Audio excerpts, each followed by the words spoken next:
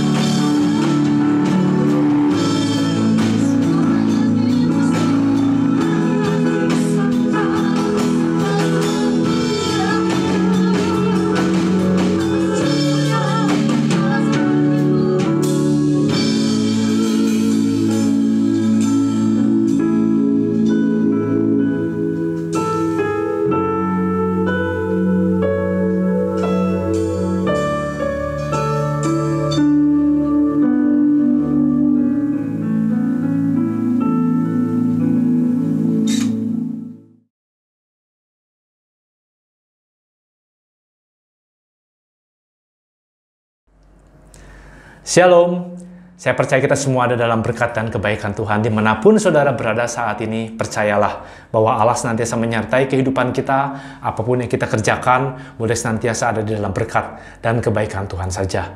Biarlah firman Tuhan pada hari ini boleh menguatkan kehidupan kita, supaya semakin hari kita boleh semakin giat di ladang Tuhan. Kita boleh melayani Tuhan dengan sepenuh hati kita dan melakukan hal-hal yang baik untuk menjadi berkat bagi banyak orang. Mari sama-sama kita berdoa terlebih dahulu untuk firman Tuhan. Bapa, di dalam nama Yesus, biarlah kiranya Tuhan yang saat ini menjamah kehidupan kami, supaya kami mampu melakukan setiap kegiatan hidup kami, pekerjaan kami di dalam kasih Tuhan. Apapun yang kami kerjakan, semuanya untuk hormat kemuliaan nama Tuhan. Biarlah kebaikan Tuhan nyata atas hidup kami, menolong kami, memampukan kami, untuk kami boleh senantiasa ada di dalam kebaikan, di dalam kemurahan, di dalam hadirat Tuhan saja. Oleh karena itu, biarlah firman Tuhan boleh menguatkan kehidupan kami. Siapapun yang mendengar saat ini, biarlah firman Tuhan ini menjadi rema bagi kami semua. Tuhan juga yang menjamah hamba-Mu, apa yang disampaikannya semuanya berasal dari Tuhan saja, dan juga menjadi berkat bagi kami semua. Terima kasih Bapa, di dalam nama Tuhan Yesus kami sudah berdoa. Amin. Puji Tuhan. Nah, Bapak Ibu Saudara sekalian, firman Tuhan pada hari ini saya akan beri judul Pekerjaan Kasih. Mari kita sama-sama terlebih dahulu buka firman Tuhan yang terambil dari 1 Korintus 16 ayat 13 sampai dengan ayat yang ke-14. Firman Tuhan berbunyi demikian, berjaga-jagalah, berdirilah teguh dalam iman, bersikaplah sebagai laki-laki, dan tetap kuat, lakukanlah segala pekerjaanmu dalam kasih. Surat 1 Korintus ditujukan kepada jemaat di Korintus oleh Rasul Paulus. Rasul Paulus yang menulis surat ini dan dia mengirimkannya kepada jemaat di Korintus. Korintus adalah sebuah kota yang sangat besar pada waktu itu di bawah penjajahan imperialisme Romawi. Dan kota ini menjadi sebuah kota yang sangat strategis karena terletak di pinggir sebuah pelabuhan dan mempertemukan antara barat dengan timur. Kota ini menjadi sebuah pusat bisnis yang sangat besar. Orang berbondong-bondong datang ke sana untuk berbisnis, untuk melakukan pekerjaan-pekerjaan mereka, untuk berdagang dan sebagainya. Di samping itu, saudara sekalian, kota ini menjadi sebuah kota kebudayaan juga yang sangat terkenal. Di sana setiap 2 tahun sekali ada pertandingan seperti pertandingan atletik, seperti Olimpiade yang diadakan 2 tahun sekali di kota Korintus. Lalu kemudian di sana juga ada kuil Dewi Afrodit, yaitu Dewi Cinta, Dewi Kesuburan, Dewi Pelayaran. Mereka datang ke kuil untuk melakukan upacara-upacara keagamaan mereka. Dan di kota Korintus ini, saudara sekalian, itu memang sangat banyak dikunjungi oleh orang, menjadi kota yang sangat ramai pada saat itu. Penduduk di Korintus itu sangat terbuka terhadap dunia luar, sehingga sampai-sampai ada seorang ahli sejarah yang mengatakan bahwa orang-orang di Korintus itu adalah orang-orang yang bejat secara moralnya. Saudara sekalian, namun kota Korintus yang besar ini juga menjadi perhatian bagi Paulus. Paulus datang ke Korintus, tinggal di sana 1,5 tahun, dan kemudian mulai mengabarkan Injil bagi orang-orang yang ada di kota Korintus. Memang lingkungan sangat mengaruhi keadaan dari penduduknya, saudara sekalian. Penduduk di kota Korintus ini tidak pernah bisa lepas dari keterikatannya. Keterikatan akan tradisi yang lama. Mereka seperti percaya kepada dewa-dewa. Mereka hidup secara bebas. Bahkan dikatakan hidupnya dengan pesta pora, dengan kemaksiatan dan lain-lain. Karenanya Paulus bekerja keras untuk dapat merubah tradisi kehidupan orang-orang yang ada di sana. Dan dia mulai mengabarkan Injil. Dan terlihat saudara sekalian ketika di dalam surat-surat Paulus kepada jemaat di Korintus, nyata bahwa pada saat itu di Korintus sudah ada jemaat Tuhan, sudah ada orang-orang yang percaya kepada Tuhan tinggal di Korintus, dan mereka juga melayani Tuhan. Dan memang Pauluslah yang membangun sebuah gereja, maksud saya merintis gereja di kota Korintus. Apa yang membuat Paulus mampu melakukan pelayanannya sampai mendirikan sebuah jemaat di kota Korintus? Karena Paulus melakukannya atau melakukan pekerjaannya itu di dalam kasih. Saudara sekalian, di dalam surat Korintus yang tadi barusan kita baca, kata pekerjaanmu itu adalah homon. Homon dalam bahasa Yunaninya. Artinya, saudara, itu adalah pekerjaanmu. Artinya itu adalah keyakinanmu, kepercayaanmu, pelayananmu, perbuatanmu. Itu adalah ibadahmu. Lakukanlah semuanya itu di dalam kasih. Kalau saudara melakukan setiap pekerjaan kita karena mungkin saudara digaji, saudara mungkin melakukan pekerjaan itu dengan sungguh-sungguh. Tapi apakah saudara masih melakukan kegiatan-kegiatan yang lain juga dengan sungguh-sungguh di dalam Tuhan? Ini yang menjadi persoalannya. Tetapi humon adalah begini, mari kita lakukan segala sesuatu, niat hati kita, kebaikan hati kita, perbuatan kita, lakukanlah semuanya itu di dalam kasih. Jadi apapun yang kita lakukan dalam kehidupan ini, lakukanlah di dalam kasih. Modal itulah yang Paulus lakukan di dalam pelayanannya dia di kota Korintus. Paulus melakukan humon dalam kasih sehingga bisa mendirikan jemaat di kota Korintus. Nah, Bapak Ibu Saudara sekalian, bagaimana caranya agar kita bisa melakukan pekerjaan dalam kasih ini? Oleh karena itu, saudara, kita harus mempelajarinya di dalam 4 hal. Jadi ada 4 hal yang penting yang kita pelajari di dalam 1 Korintus 16 tadi. Bukankah ayat yang ke-13 di sana disampaikan beberapa hal, baru kemudian ayat yang ke-14, lakukanlah pekerjaanmu di dalam kasih. Mari kita pelajari sama-sama apa saja, hal-hal apa saja yang penting yang bisa kita lakukan dalam kehidupan ini supaya sama seperti Paulus, kita bisa melakukan pekerjaan kita di dalam kasih. Yang pertama adalah berjaga-jagalah. Saudara sekalian, dalam 1 Petrus 5 ayat yang ke-8 berbunyi demikian. Sadarlah dan berjaga-jagalah, lawan musuh iblis berjalan keliling sama seperti singa yang mengaum-ngaum dan mencari orang yang akan ditelannya. Saudara, sadar akan apa? Di dalam ayat yang kelima dikatakan demikian, 1 Petrus 5 ayat yang kelima, demikian jugalah kamu hai orang-orang muda, tunduklah kepada orang-orang tua, dan kamu semua rendahkanlah dirimu seorang terhadap yang lain. Sebab Allah menentang orang yang congkak tetapi mengasihi orang yang rendah hati.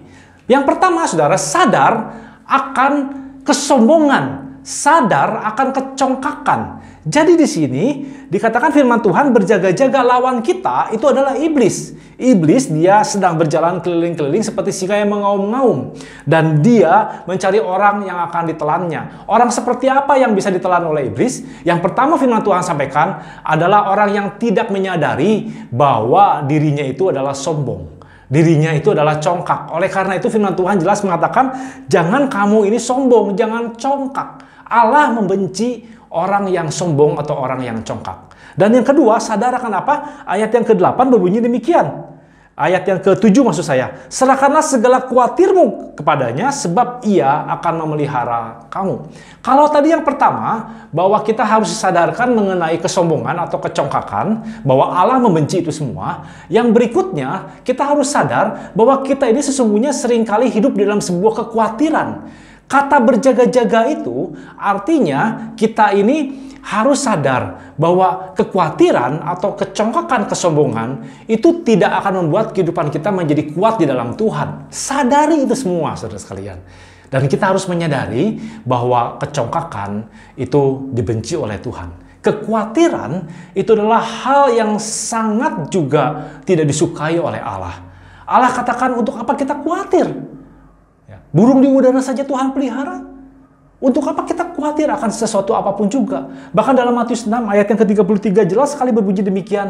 Tetapi carilah dahulu kerajaan Allah dan kebenarannya, maka semuanya itu akan ditambahkan kepadamu. Seringkali kita khawatir akan kehidupan kita khawatir akan kehidupan keluarga kita khawatir akan masa depan hidup kita khawatir bagaimana nanti apakah kita akan punya banyak uang atau tidak. Kita khawatir akan kesehatan kita, apalagi sekarang dalam masa pandemi. Kita khawatir akan segala sesuatu sehingga akhirnya kemudian kita ini tidak bisa lakukan apa-apa. Itu sama saja seperti orang yang sedang tidak berjaga-jaga. Sebentar saja saudara akan ditelan oleh iblis. Bapak Ibu Saudara sekalian, iblis seringkali membuat hidup kita menjadi congkak, menjadi sombong, dan juga membuat hidup kita menjadi khawatir. Supaya apa? Supaya kita tidak berjaga-jaga, supaya kita tidak bertumbuh di dalam Tuhan. Oleh karena itu, saudara sekalian, mari pada saat ini kita mau sadari hal ini. Saya tegaskan kepada Bapak Ibu Saudara sekalian, ayo yang pertama, jangan jadi orang yang sombong. Sombong itu artinya tidak mengandalkan Tuhan di dalam kehidupan kita. Makanya Allah membencinya. Mari kita senantiasa andalkan Tuhan dalam kehidupan ini. Kemanapun kita melangkah, minta penyertaan Tuhan, minta pertolongan Tuhan, minta kuasa Tuhan, supaya Allah bekerja dengan luar biasa di dalam kehidupan kita. Rendahkan hati kita. Kita percaya bahwa kasih setia Tuhan selalu ada dalam kehidupan kita. Dan tadi yang kedua, saudara sekalian, ayo jangan khawatir dalam kehidupan ini. Bukankah Tuhan katakan serahkan segala khawatirmu kepada Tuhan, maka Allah akan memelihara kehidupan kita. Kalau kita tidak menyerahkan kekhawatiran kita kepada Tuhan, bagaimana Allah mampu memelihara kehidupan kita, saudara? Oleh karena itu, carilah dahulu kerajaan Allah dan kebenarannya, maka kita tidak akan menjadi khawatir. Maka Allah akan menambahkan segala sesuatu dalam kehidupan kita, menolong kita, memampukan kita melewati kehidupan ini, menjadi pemenang-pemenang bersama dengan Tuhan. Yang kedua, saudara sekalian, berdirilah teguh dalam iman.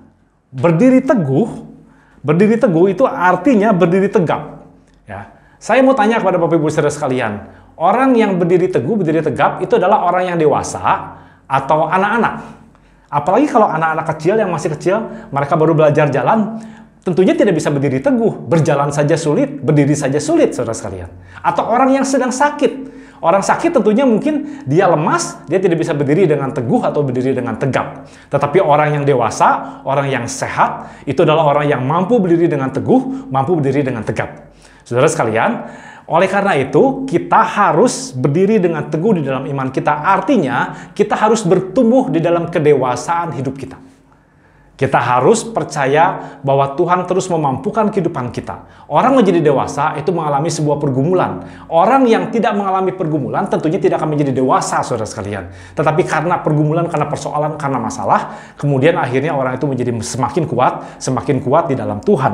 Nah, saudara, dalam Kolose 2 ayat yang ke-7 berbunyi demikian. Hendaklah kamu berakar di dalam Dia dan juga dibangun di atas Dia. Hendaklah kamu bertambah teguh dalam iman yang telah diajarkan kepadamu, dan hendaklah hatimu melimpah dengan syukur. Yang berikutnya, saudara sekalian, dikatakan di sini bagaimana caranya kita bertambah teguh atau menjadi kuat di dalam Tuhan.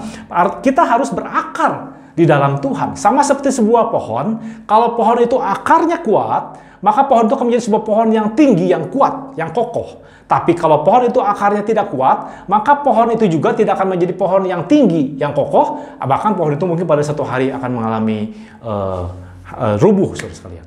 Nah, oleh karena itu, mari kita sama-sama mengerti saat ini bagaimana caranya supaya kita boleh bertambah teguh di dalam iman kita.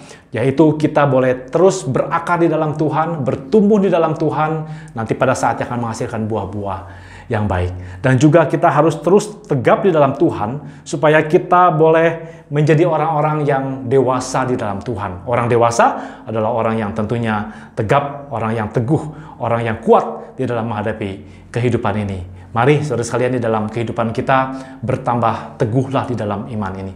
Saudara, kalau orang-orang di Korintus adalah orang-orang yang bejat, tentunya pengaruhnya itu akan sangat-sangat luar biasa bagi orang-orang percaya yang ada di kota Korintus pada saat itu.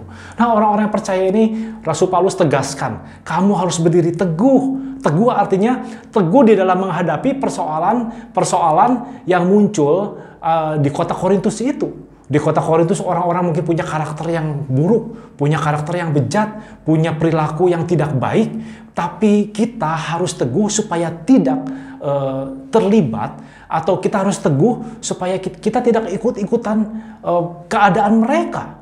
Sehingga Rasul Paulus menyampaikan firman Tuhan ini supaya setiap jemaat boleh terus bertambah teguh di dalam iman, supaya bisa menjadi berkat bagi orang-orang yang ada di kota Korintus, bisa menyampaikan kebenaran firman Tuhan, bisa menjangkau banyak orang di kota Korintus itu.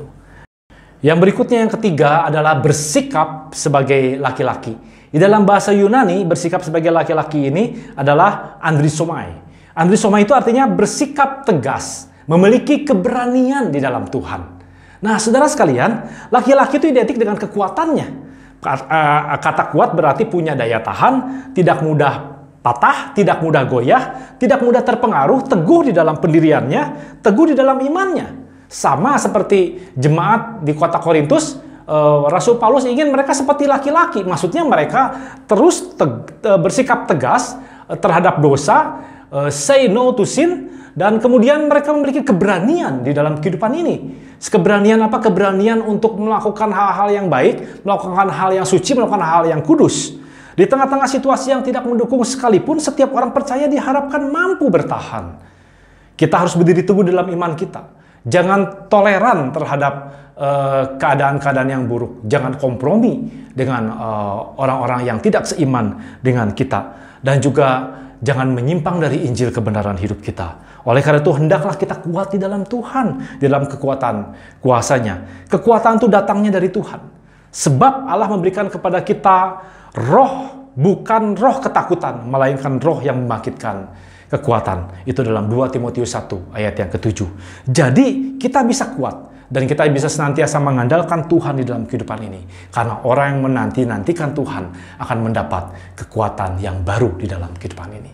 Oleh karena itu, saudara sekalian, mari bersikaplah sebagai laki-laki. Bukan artinya perempuan itu tidak punya pendirian, saudara sekalian. Tetapi maksud firman Tuhan ini adalah laki-laki memiliki sebuah kekuatan, bersikap tegas, memiliki sebuah keberanian. Tentunya seorang perempuan pun harus memiliki sikap seperti itu di dalam imannya, supaya kita boleh menjadi tegas, kita menjadi berani, kita boleh menjadi orang-orang yang dipakai Tuhan dengan luar biasa. Yang keempat adalah tetap kuat. Di dalam bahasa Yunaninya adalah kratheo. Jadi saudara sekalian, di sini adalah dalam bahasa Inggrisnya kira-kira begini. To be made strong, to increase in strength, to grow strong. Jadi menjadi kuat, kita harus meningkatkan kekuatan kita. Kita harus tumbuh menjadi semakin kuat. Dan harus ketika kita semakin kuat, maka kita akan menguatkan orang lain.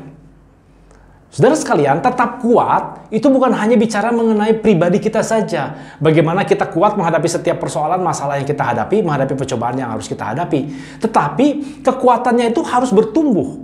Jadi levelnya itu harus meningkat. Ya. Harus meningkat di dalam Tuhan. Semakin kuat, semakin tumbuh kekuatan kita.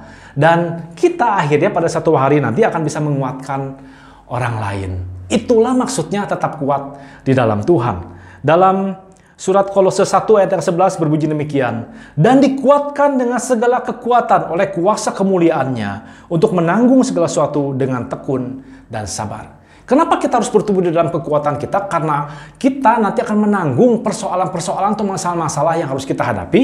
Tetapi dikatakan kita kuat di dalam segala kekuatan oleh kuasa kemuliaannya. Walaupun kita menghadapi persoalan kita dan kita harus menanggungnya semuanya itu, kita, firman Tuhan katakan, mari kita sabar dan kita tekun menghadapinya. Kenapa? Karena kekuatan Tuhan menyertai kehidupan kita. Oleh karena itu, saudara sekalian, kalau saudara menghadapi persoalan atau menghadapi masalah, ayo tetap kuat di dalam Tuhan. Tetap bertumbuh di dalam kekuatan kita. Supaya kita boleh mengerti bahwa kuasa Tuhan menyertai kehidupan kita, dan kita mampu menanggung semuanya itu, dan kita akan keluar sebagai pemenang. Tetap kuat di dalam Tuhan. Dan kemudian dalam Efesus 6 ayat yang ke-10 sampai dengan ayat ke-11 berbunyi demikian. Akhirnya, hendaklah kamu kuat di dalam Tuhan, di dalam kekuatan kuasanya. Kenakanlah seluruh perlengkapan senjata Allah, supaya kamu mampu bertahan melawan tipu muslihat iblis. Tadi di awal firman Tuhan dikatakan berjaga-jaga karena iblis itu seperti singa yang mengaum-ngaum dan mereka siap menerkam orang-orang yang percaya. Tetapi saudara sekalian, itu ketika mereka tidak berjaga-jaga. Oleh karena itu firman Tuhan jelas mengatakan bahwa mari pakailah semua perlengkapan senjata Allah supaya kita kuat, mampu melawan tipu muslihat iblis itu, dan kita ini harus menjadi semakin kuat di dalam Tuhan dan di dalam kekuatan kuasanya. Kalau Allah beserta dengan kita, kekuatan Allah ada dalam kehidupan kita, siapa yang bisa melawan kita? Tidak ada satu kuasa kegelapan yang mampu melawannya. Bahkan ketika kita melawannya, kita akan keluar sebagai pemenang-pemenang di dalam Tuhan. Oleh karena itu, Bapak Ibu Saudara sekalian, mari tetap kuat ya di dalam Tuhan. Kita percaya bahwa Allah selalu menyertai kehidupan kita. Kita bersikap menjadi orang-orang yang kuat di dalam Tuhan, maka kita akan memenangkan setiap persoalan di dalam kehidupan ini. Nah, saudara sekalian, kemudian 4 hal itu yang kita pelajari. Berjaga-jaga, kita tetap teguh di dalam iman kita, bersikap sebagai laki-laki, dan tetap kuat. Itulah yang memampukan kita untuk melakukan pekerjaan kita di dalam kasih. Kenapa saudara sekalian? Karena dalam King James Version, itu dalam 1 Korintus 16 ayat 14, itu berbunyi demikian, lakukanlah pekerjaanmu seperti beramal atau charity, saudara sekalian. Jadi firman Tuhan ini dikatakan bahwa apapun yang kita kerjakan, lakukanlah seperti beramal. Beramal itu artinya memberikan sesuatu kepada orang lain tanpa menuntut balas. Jadi, kita melakukan segala sesuatu atas dasar kasih. Kasih apa? Kasih Tuhan di dalam kehidupan ini, jangan menuntut balasan. Seringkali kita ini melakukan pekerjaan kita, kegiatan kita, apapun yang kita kerjakan di dalam kehidupan ini, kita ini tidak melakukannya di dalam kasih. Kita ini menuntut balas. Oleh karena itu seringkali kita ini menjadi kecewa dalam kehidupan kita. Kalau kita kecewa, maka kita tidak berjaga-jaga. Kita tidak bersikap sebagai laki-laki. Kita tidak bertambah teguh dalam iman kita tidak kuat. Sehingga apa yang terjadi, saudara? Yang terjadi adalah kita akan mengalami persoalan demi persoalan. Rancangan Tuhan tidak akan bisa berlaku dalam kehidupan kita kalau kita tidak melakukan pekerjaan kita di dalam kasih. Kasih Tuhan ada dalam kehidupan kita, maka pekerjaan yang kita lakukan itu katanya seperti beramal. Seperti beramal itu artinya tidak menuntut balasannya. Saudara, kenapa kita harus melakukan pekerjaan kita seperti beramal? Karena Tuhan Yesus mati di atas kayu salib, menyelamatkan saudara dan saya ketika kita masih berdosa. Dia tidak menuntut apapun dari kehidupan kita, saudara sekalian. Bahkan dia menjadikan kita anak-anak Allah. Hanya kita percaya kepada Yesus, maka kita menjadi orang-orang percaya. Kita menjadi orang-orang diselamatkan. Kita menjadi orang-orang menjadi pemilik surga, saudara. Kita menjadi anak-anak Allah. Nah, oleh karena itu, kalau Allah datang ke dalam dunia ini untuk menyelamatkan saudara dan saya, tanpa dia meminta apapun dalam kehidupan kita, kita pun melakukan pekerjaan kita di dalam kasih. Mari, dalam setiap aktivitas hidup kita, dalam kehidupan keluarga kita, kehidupan kita bermasyarakat, pekerjaan yang kita lakukan, pelayanan yang kita lakukan, jangan lakukan semuanya itu atas dasar kita ini ingin menuntut balas. Jangan memberikan persembahan kita, kemudian kita ingin menerima hal yang lebih besar dari Tuhan. Jangan, saudara sekalian. Tapi lakukanlah semuanya di dalam kasih, seperti kita sekarang beramal. Jangan meminta sesuatu dari Tuhan, karena Tuhan sudah memberikan terbaik dalam kehidupan kita. Yaitu anak domba yang mati di atas kayu salib dalam kehidupan kita. Itulah yang ingin Rasul Paulus sampaikan kepada jemaat-jemaat di Korintus, dan ingin sampaikan kepada kita semua. Berjaga-jagalah, bertambah teguh di dalam iman kita. Seperti laki-laki, tetap kuat di dalam Tuhan, supaya kita mampu melakukan pekerjaan kita di dalam kasih. Saudara sekalian, kita juga semua, saya percaya setiap jemaat Tuhan yang ada saat ini, yang mendengarkan siaran YouTube ini, saya percaya kalau sudah melakukan semuanya di dalam kasih Tuhan, maka saudara akan mampu melakukan segala sesuatunya di dalam kemurahan kebaikan Tuhan. Kita akan menjadi alat yang berguna di tangan Tuhan. Kita akan menjadi orang-orang yang senantiasa berjuang bagi kerajaan Tuhan. Dan kemanapun kita melangkah, kita menjadi berkat bagi banyak orang. Kita bisa menguatkan orang lain. Kita bisa mengabarkan kabar keselamatan itu, menjangkau banyak jiwa. Dan kemudian saudara sekalian, kita akan menjadi orang-orang yang semakin hari semakin kuat, bertambah teguh di dalam Tuhan. Kita akan menjadi orang-orang yang senantiasa melakukan pekerjaan kita di dalam kasih Kristus. Saya menegaskan kembali, berjaga-jagalah, berdirilah teguh dalam iman, bersikaplah sebagai laki-laki, dan tetap kuat. Lakukanlah segala pekerjaanmu di dalam kasih. Sama seperti Rasul Paulus sampaikan kepada jemaat di Korintus, supaya mereka tetap melakukan pekerjaan dalam kasih. Demikian juga sebagai hamba Tuhan, lakukanlah pekerjaanmu di dalam kasih. Lakukan setiap kegiatanmu, apapun yang kamu kerjakan, apapun yang kamu lakukan, apakah itu pelayananmu, pekerjaanmu, ibadahmu, kehidupan rumah tanggamu, lakukanlah semuanya di dalam kasih. Maka kita akan menjadi orang-orang yang dipakai Tuhan dengan luar biasa. Semakin hari boleh menjadi semakin kuat di dalam Tuhan. Mari kita sama-sama mengucap syukur kepada Tuhan. Kita juga akan melakukan perjamuan kudus. Sebentar kita persiapkan di dalam doa. Bapa, kami mengucap syukur. Biar kiranya kasih setia Tuhan menyertai kami. Ajar kami untuk melakukan pekerjaan kami di dalam kasih Tuhan. Ajar kami untuk melakukan setiap kegiatan yang kami lakukan, apapun itu juga kami lakukan di dalam kasih Tuhan. Kami percaya Tuhan memberi kepada kami terus kekuatan. Kami boleh bertambah teguh di dalam Tuhan. Kami menjadi orang-orang yang dipakai Tuhan dengan luar biasa. Kami kembali diingatkan akan pengorbanan Yesus di atas kayu salib melalui perjamuan kudus pada hari ini. Biarlah kiranya Tuhan yang memampukan kami untuk kami boleh terus berjalan bersama dengan Tuhan di dalam kuat kuasa Tuhan. Kami mengerti bahwa kasih setia Tuhan ajaib dan luar biasa, memampukan kami untuk kami boleh menjalani kehidupan ini. Oleh karena itu Tuhan, sucikan, kuduskan kami semua di dalam perjamuan kudus ini. Sucikan juga anggur dan roti yang akan kami pakai dimanapun kami berada. Kami percaya Tuhan boleh menjamah kami semua, memberi kepada kami kekuatan yang baru saat ini, menjamah kami semua untuk kami boleh layak menerima perjamuan kudus-Mu. Terima kasih Tuhan Yesus, kami mengucap syukur hanya dalam nama Yesus kami sudah berdoa. Amin. Puji Tuhan, saudara sekalian, kalau saudara sudah menyiapkan roti dan anggur, saya mengundang saudara semua untuk bangkit berdiri dan kita boleh mengangkat roti di tangan kanan kita. Roti ini melambangkan pengorbanan Yesus, tubuh Yesus yang mati di atas kayu salib di Bukit Golgota untuk menyelamatkan saudara dan saya. Mari kita sama-sama mengucap syukur kepada Tuhan untuk segala kebaikan Allah dalam kehidupan ini. Allah mati di atas kayu salib bagi kita semua, dan biarlah kita juga boleh percaya bahwa Tuhan selalu menyertai setiap langkah hidup kita. Kita juga melakukan segala kegiatan kita di dalam kasih Kristus saja.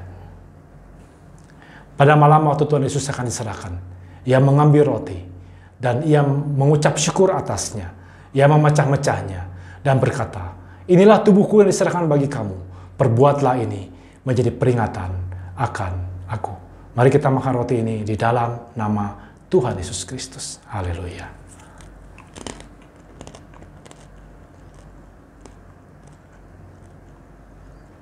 Haleluya Yesus. Mari kita angkat cawan tangan kanan kita. Demikian juga Ia mengambil cawan sesudah makan. Lalu Ia berkata, "Cawan ini adalah perjanjian baru yang dimeteraikan oleh darahku. Perbuatlah ini setiap kali kamu meminumnya menjadi peringatan akan aku." Mari kita minum anggur ini di dalam nama Tuhan Yesus Kristus. Haleluya. Haleluya.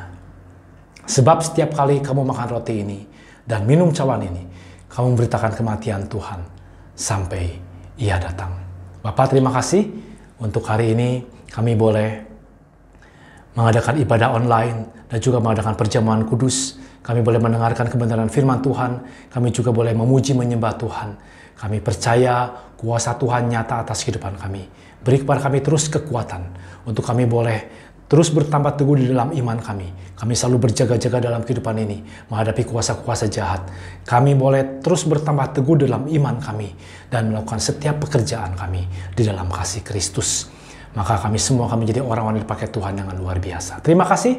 Kami mengucap syukur untuk segala kebaikan kemurahan Tuhan. Biarlah setiap jemaat yang mendengarkan kebenaran firman Tuhan ini, dimanapun mereka berada, biarlah kuasa Tuhan nyata atas kami semua dan kemurahan Tuhan berlaku atas kehidupan kami.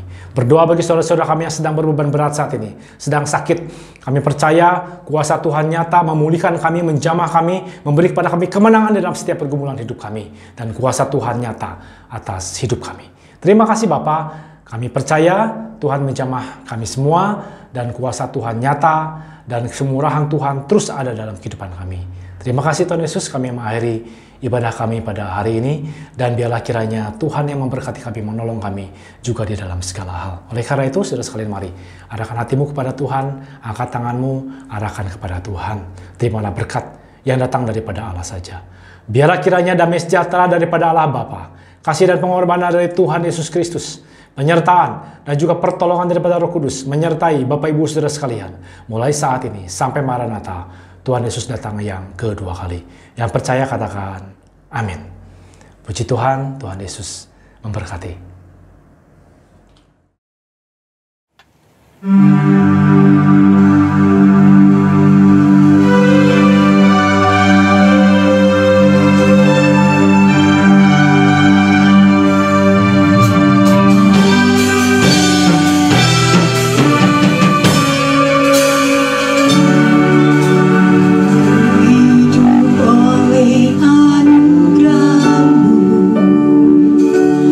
Yang terbaik ku terima darimu.